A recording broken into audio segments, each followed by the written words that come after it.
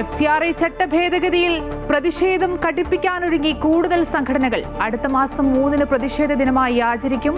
ഞായറാഴ്ച രാജ്യവ്യാപകമായി പ്രാർത്ഥന നടത്താൻ CBCI.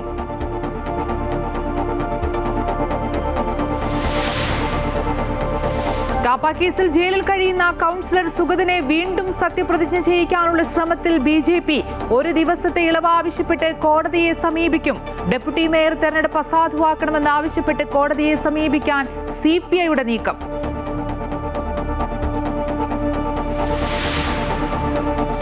പെരുമ്പാവൂരിൽ 17 കിലോ ഹൈബ്രിഡ് കഞ്ചാവ് വേട്ട. പിടികൂടിയത് 17 കോടി രൂപ വില വരുന്ന കഞ്ചാവ്. സംസ്ഥാനത്തെ സമീപകാലത്തെ ഏറ്റവും വലിയ ഹൈബ്രിഡ് കഞ്ചാവ് വേട്ട. കണ്ണൂർ കാസർഗോഡ് അതിർത്തിയിൽ ഓപ്പറേഷൻ തൂഫാൻ താളം തെറ്റുന്നു.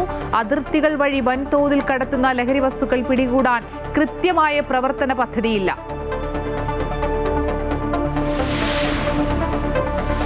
അയോധ്യ രാമക്ഷേത്രത്തിലെ സംഭാവന തട്ടിപ്പിൽ ഇന്നും പരിശോധന. തട്ടിപ്പ് നടത്തിയ 150 ജീവനക്കാരെ കൂടി തിരിച്ചറിഞ്ഞതായി SIT.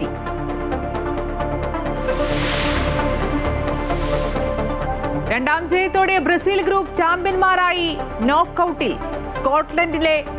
സ്കോട്ട്ലൻഡിനെ എതിരില്ലാത്ത 3 ഗോളിന് തോൽപ്പിച്ചു. വിനീഷ്യസിന് ഡബിൾ. പകരക്കാരനായി കളത്തിലിറങ്ങി നെയ്മർ.